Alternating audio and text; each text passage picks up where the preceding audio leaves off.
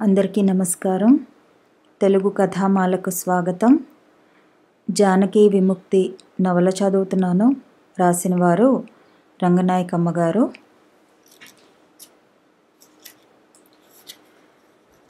అప్పుడు నువ్వు ఊరెళ్ళినప్పుడు మా అమ్మ రోజు గొడవే. దానికి ఎలాగా పిల్లలు లేరు, రెండో పెళ్లి చేసుకో అనేది. అప్పుడే పిల్లలకేం తొందర, వాళ్ళే పుడతారు అనేవాణ్ణి నేను.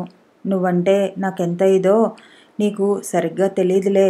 కోపం వచ్చినప్పుడు గబగబా 4 మాటలు అనేస్తాను కానీ తర్వాత నేనే బాధపడిపోతాను నా మనసు అని ఇంకా ఏమిటేమిటో కొనసాగిస్తున్నాడు. జానకి ఒక్క మాట కూడా వినబుద్ధి కాలేదు. రోజు దీపారాధన చేసుకో, రోజు పూజ చేసుకున్నావంటే తప్పకుండా మగపిల్లాడే పుడతాడు అన్నాడు నవ్వుతూ హాస్యంలాగా. అతను ఎన్ని మాట్లాడినా జానకి నోరు విప్పి జవాబు చెప్పకూడదనుకుంది కానీ ఆడపిల్లొద్దు మగపిల్లాడే కావాలి అంటుంటే చీదర పుట్టి పూజలు చేయక్కర్లేదు, నాకే పిల్లైనా ఒకటే అంది కరుకుగా. తనకి పెద్ద అవమానం అయిపోయినట్టు మొహం పెట్టాడు. వెధవ పెడసరం మాటలు మానవు, పళ్ళు రాలగొడితే సరి అన్నాడు. జానకి కోపంగా అక్కడి నుంచి వెళ్ళిపోయింది. వెంకట్రావు తెల్లబోయాడు. ఏమిటి దీని వ్యవహారం అని. తనకి నెల తప్పిందనే సంగతి విశాలాక్షితో చాలా నిరుత్సాహంగా చెప్పింది. ఈసారి నాకు నెల దాటి 15 రోజులైపోయింది, నెల తప్పటమేనంటారా అని చాలా ఆందోళనగా అడిగింది. విశాలాక్షి కొంచెం నవ్వి అంతేనేమో అంది. జానకి మొహం చూస్తే చాలా దిగులేసింది విశాలాక్షికి. ఈ నెల తప్పటాల గురించి వింటే విశాలాక్షికి ఏదో పెద్ద అశుభవార్త చెవినబడ్డట్టు ఉంటుంది. నెలలు తప్పడాలకేమొచ్చే, బాగానే తప్పుతాయి. తను దూరకంతలేదు, మెడకో డోలన్నట్టు. తల్లి బతుక్కి దారి లేదు, ఇక పిల్లలు 3 4 6 మొగుడుకో అత్తకో కావలసినంతమంది. ఆడది తెలివి తక్కువగా ఒక్క పిల్లని గన్నా తన గొయ్యి తను తవ్వుకున్నట్టే. పిల్లల్ని పెంచడానికి ఏముంది, తల్లి చేతిలో పిల్లల్ని ముందు పెట్టు కూర్చుని ఏడవాలి. అంతకన్నా ఏం చేస్తుంది పనికిమాలిన తల్లి. ఆఖరికి జానకి కూడా ఆ రొంపిలోకే దిగబడింది. ఎంత చెప్పినా జ్ఞానం రాలేదా మనిషికి. ఈ ప్రమాదం లేకుండా బయటపడలేకపోయింది. సరేలే అనుభవిస్తుంది, ఇంకేం చేస్తుంది. మీ ఆయనకి తెలుసా అంది. ఏమన్నాడు. దానికి జవాబు చెప్పకుండా నాకిది ఇష్టం లేదండి అంది దిగులుగా జానకి. ఏం అని విశాలాక్షి ఆశ్చర్యంగా చూసింది. ఏమో నాకేమీ ఇష్టం లేదు. మరేం చేస్తావు ఇష్టం లేకపోతే. తప్పుతుందా కనటం కనకపోవటం ఆడదాని ఇష్టం మీదుందా. మరెవరిష్టం, కనేదాని ఇష్టం కాదా అని జానకి రోషంగా చూసింది. అబ్బో కనేవాళ్ళ ఇష్టాలు చాలా చూసాంలే. ఒకళ్ళ మాట ఎందుకు గానీ నేను పిల్లల్ని కన్నానంటే అది నా ఇష్ట ప్రకారమే జరిగిందా. ఈ పిల్లలు ఎందుకున్నారా అని నేను ఇవాళ ఏడుస్తున్నాను అనుకోకు. ఈ నలుగురిలో ఎవరుండరనుకున్నా నా గుండె ఆగిపోతుంది. కానీ వీళ్ళని నా ఇష్ట ప్రకారం కన్నానంటావా. 2 పిల్లల తర్వాత ఇక అక్కర్లేదనుకున్నాను. నెగ్గిందా నా మాట. మా మేనత్త కూతురికి 5 ఆడపిల్లలు, మగపిల్లాడు కావాలని మొగుడు పంతం పట్టి కూర్చున్నాడు. అతని మాట ప్రకారం అది కనాలి, లేకపోతే ఇంకో దాన్ని చేసుకుంటానన్నాడు. కొడుకు పుట్టకపోతే వల్ల కాదట. ఈ కాలంలో ఇంకా ఇలాంటి వాళ్ళున్నారా అని కబుర్లు చెప్తారు, వెధవ కబుర్లు. ఒళ్ళు మండిపోతుంది నాకు. ఏది నువ్వు నాతో అన్నమాట మీ ఆయనతో అను. అప్పుడే పిల్లలు పుట్టడం నాకు ఇష్టం లేదను. పళ్ళు రాలగొడతాడు. అతను అంత రాద్ధాంతం చేయకపోతే నా చెవి తగ్గోసుకుంటాను. నీకేం తెలుసు పిచ్చిదానివి. బతుకులు వాళ్ళకప్పజెప్పాం. ఇంకా ఇష్టాలేమిటి అయిష్టాలేమిటి, ఎవరి కోసం కంటావు. ఆడవాళ్ళందరిలాగానే నువ్వును వాళ్ళ వంశం నిలబెట్టొద్దా, వాళ్ళకి పుణ్యలోకాలు కలిగించొద్దా. ఆ కనేది కూడా ఆడపిల్లల్ని కంటే పనికొస్తుందనుకున్నావా. మగపిల్లలే కనాలి. ఎక్కడో ప్రమిళ లాంటి వాళ్ళు, అంత జ్ఞానం చొరవ ఉన్న వాళ్ళ సంగతి వేరు. ఎంతమంది ఉన్నారేమిటి అలాంటి వాళ్ళు? నీకు జ్ఞానం ఉంటే పోనీ తర్వాత నువ్వు అలాగే చెయ్యి. ఒకరిద్దరు పిల్లలతో సరిపెట్టు. ఆడపిల్లలైనా సరే. నీ పట్టుదల అక్కడ చూపించు. ఆ మాత్రం చేసుకుంటే గొప్పదానివే. జానకి ఒక్క మాటకు కూడా ఎదురు చెప్పలేదు. విశాలాక్షి మాట్లాడిందంతా ఆరాటంగా వింది. కాసేపయ్యాక జానకి లేవబోతుంటే శేషు వచ్చాడు. అప్పుడే వచ్చేసారేం పిన్ని, టికెట్లు దొరకలేదా అన్నాడు. టికెట్లేమిటి, అప్పుడే వచ్చేయటం ఏమిటి అంది జానకి నిరుత్సాహంగా నవ్వి. మీరు అలంకార్ దగ్గర రిక్షాలో వెళ్తున్నారుగా, సినిమాకి కాదా అన్నాడు. భలేవాడివి, ఎక్కడ చూసావు నన్ను రిక్షాలో?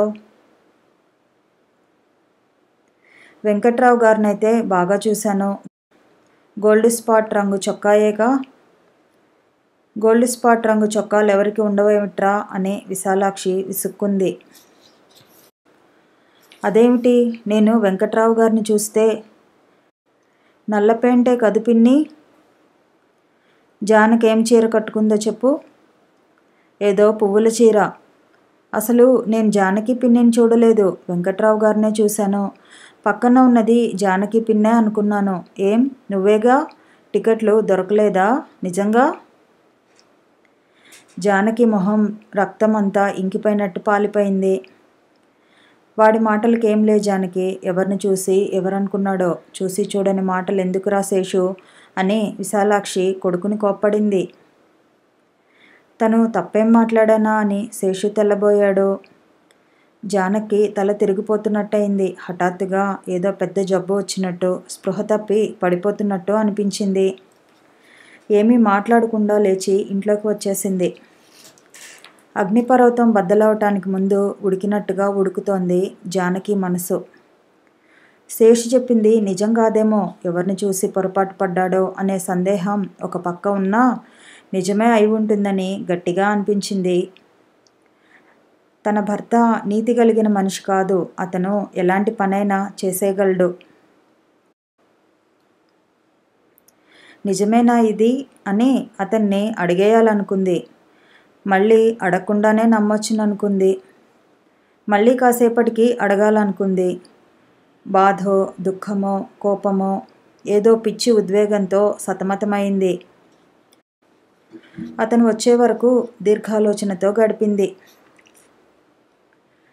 జానకి ఏమీ శ్రమ లేకుండా అతనే చెప్పాడు సినిమాకి వెళ్ళానని. ఏ సినిమాకి, ఏ థియేటర్లో అని జానకి ఆతృత అణుచుకుంటూ 2 ప్రశ్నలు అడిగింది.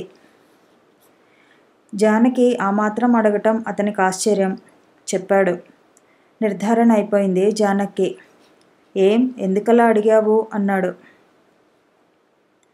అతనితో సంభాషణ అనవసరం అనిపించింది. కానీ తను అనుకున్న దానికి విరుద్ధంగా, మీరు రిక్షాలో ఎవరో అమ్మాయితో కలిసి వెళ్తుంటే శేషు చూశాడట. నేనే అనుకున్నాడతను. సినిమాకి వెళ్ళారుగా, టికెట్లు దొరక్క వచ్చేసారా అని నన్ను అడిగాడు అంది గబగబా. వెంకట్రావు ఆశ్చర్యపడ్డాడు గాని కొంపలు మునిగిపోయినట్టు కంగారు పడలేదు. తొనకుండా బెనక్కుండా ఉండటానికి ప్రయత్నించాడు. ఇంకేం చెప్పాడు అన్నాడు. జానకి సహనంతో సంభాషించే స్థితిలో లేదు. ఎవరా అమ్మాయి అంది ఆవేశంగా. వెంకట్రావు బింకంగా ఉండటానికి ప్రయత్నిస్తూ టేబుల్ మీద వస్తువులు ఇటు అటు సర్దుతూ అన్నాడు. మా సెక్షన్లో అమ్మాయే. నన్ను అన్నయ్య గారు అన్నయ్య గారు అని పిలుస్తుంది. మా వాసంతిలాగే ఉంటుంది. చాలా మంచిది. మీ సెక్షన్లో ఆడవాళ్లే లేరని చాలాసార్లు అన్నారే. మా సెక్షన్ అంటే మా సెక్షన్ కాదు, మా పక్క సెక్షన్లో పనిచేస్తుంది. చేస్తే ఒక్క రిక్షాలో ఎక్కటం ఎందుకు? తను ఇంత చచ్చుగా సమాధానాలు చెప్తున్నానేమిటని వెంకట్రావుకి తెలివొచ్చింది. ఏం ఎక్కితే? కంపెనీ పని మీద ఒక ఆఫీస్కి వెళ్ళవలసి వచ్చింది. మా కంపెనీ దగ్గర 2 రిక్షాలు దొరక్క ఒకదాంట్లోనే ఎక్కాం. ఏం ఎక్కితే? అన్నా చెల్లెల్లా ఉండేవాళ్ళు. ఒక్క రిక్షాలో ఎక్కితే తప్ప వెధవ ప్రశ్నలు వేస్తున్నావేమిటి? జానకి మాట్లాడలేదు. వెంకట్రావు 2-3 నిమిషాలు ఎదురు చూశాడు గాని జానకి ఏమీ అనలేదు. అన్నం పెట్టేయి అన్నాడు. జానకి యథాప్రకారంగానే ఏమీ తేడా లేకుండా భోజనం వడ్డించింది. తింటున్నంతసేపు ఏదో మాట్లాడుతూనే ఉన్నాడు. మా అమ్మకి ఉత్తరం రాశాను, నీ సంగతి రాశాను, 2వ నెలేగా. అలాగే రాశాను. బాగానే ఉన్నావని రాశాను అని చెప్పిందే 10 సార్లు చెప్పాడు. మీ అమ్మకి రాశావా అన్నాడు. లేదు అంది ముక్తసరిగా. రాసేయి రేపు. పాపం ఎంత సంతోషిస్తారు వాళ్ళు. మీ అన్న సంతోషిస్తాడు మేనల్లుడు పుడతాడంటే. సంతోషం అంటున్నాడు. ఇంత సంతోషంలో కూడా అతని తిరుగుళ్ళు అతనివే అనే ఆలోచన కలుక్కుమంది జానకి మనసులో. భోజనం అయ్యాక గదిలోకి పోయి పడుకున్నాడు. జానకి అన్నం తినకుండా అన్నీ సర్దేసింది. వంటింటి తలుపులు వేసి వీధి గదిలోకి పోయి కిటికీ దగ్గర నుంచుంది. పని చేయకపోతే తప్పదు కాబట్టి ఆ కూర వండింది గాని జానకి ఎడతెరిపిలేని ఆలోచనలతో పిచ్చెత్తినట్టుగా ఉంది. రోజురోజుకి అతను దుర్మార్గంగా ప్రవర్తించటం, తనకి నెల తప్పటం, శేషు అంత రోత పుట్టించే మాట చెప్పటం ఏది తలుచుకున్నా భరించలేనట్టుగా ఉంది. పెళ్ళైన కొత్తల్లో అతను ఎవరెవరో ఆడవాళ్ళ గురించి చెప్పేవాడు. తన వెంట పడ్డారని, తను కన్నెత్తి చూడలేదని. కాలేజీలో చదివే రోజుల్లో ఎక్కడో అద్దె గదిలో ఉన్నప్పుడు ఇంటి వాళ్ళమ్మాయి అర్ధరాత్రి తన గదిలోకి వచ్చిందని, తను చెడామెడ చివాట్లేశానని. ఆ రోజుల్లో తనకి ఏమీ తెలిసేది కాదు. అతను ఏం చెప్తే అది నమ్మేది, నవ్వేది. రాజుకుంటున్న కట్టె నుంచి పొగలేస్తున్నట్టు దీర్ఘ విచారంలో మునిగిపోయిన జానకి మనసులో ఎడతెరిపిలేని ఆలోచనలు రేగుతున్నాయి. జానకి విచారం ఎంతో సహజమైనది, గాఢమైనది, ఉన్నతమైనది. భర్తతో పెనవేసుకున్న జీవిత బంధం అబద్ధమని, కృత్రిమమని, మోసపూరితమని రుజువైనప్పుడు ఒక నిర్మలమైన ఆత్మకు కలిగే పరితాపం అది. ఆ పరితాపం అజ్ఞానమో, అసమర్థతో, పిరికితనమో కాదు. ఆ దుఃఖాన్ని ఎదుర్కొనే మనోస్థైర్యం సంపాదించినా ఆ దుఃఖం దుఃఖమే, ఆ అనుభవం అనుభవమే. కథ కొనసాగుతుంది. మళ్ళీ కలుసుకుందాము. ఈ వీడియో నచ్చితే లైక్ చేయండి, షేర్ చేయండి, కామెంట్ చేయండి, ఛానల్ని సబ్స్క్రైబ్ చేయండి.